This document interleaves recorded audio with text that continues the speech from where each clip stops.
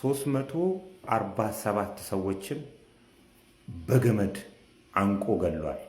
ይህ ሰው ጆን ክላረንስ ውድ ይባላል። እኚኛዎቹ ደግሞ ወንድሙ ይብሳ ይባላሉ። ጆን ክላረንስ ውድ ዋና ስራው ሰው መግደል ነው። ህጋዊ ገዳይ ነው። ወንድሙ ይብሳ ደግሞ የህግ አማካሪና ጠበቃ ናቸው።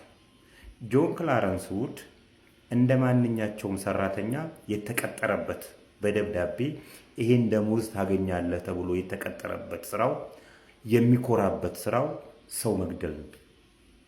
ፍርድ ቤቶች ወንጀለኞች ናቸው በሞት ሊቀጡ ይገባል ብሎ የሚወስኑትን ስራ ለሱ ይሰጡታል።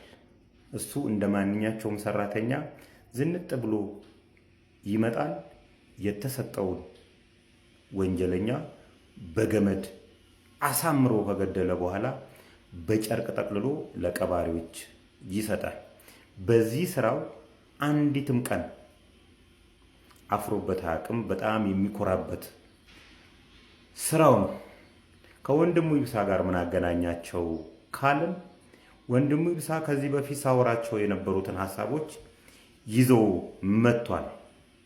ኮልፌ ቀራኒዮ ምርጫ ክልል 24 ላይ የተወዳደረ ያለ የህግ አማካሪና ጠበቃ ነው። ወንድሙ ይብሳ ምን እያለን ያለው ሙሰኛ ባለስልጣናትና የፖለቲካ ሰዎች በፍርድ ሂደት ውስጥ የሞት ቅጣት ሊቀጡ ይገባል ብሎ እየተከራከረ ነው ያለው።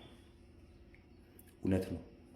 ለዚህ እንደ ማጣቀሻ የሚወስደው ጃፓናውያንና ቻይናውያንን ነው።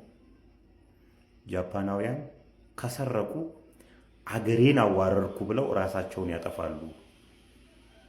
ቻይናውያን ከሰረቁ መንግስት አንቆ ይገላቸዋል።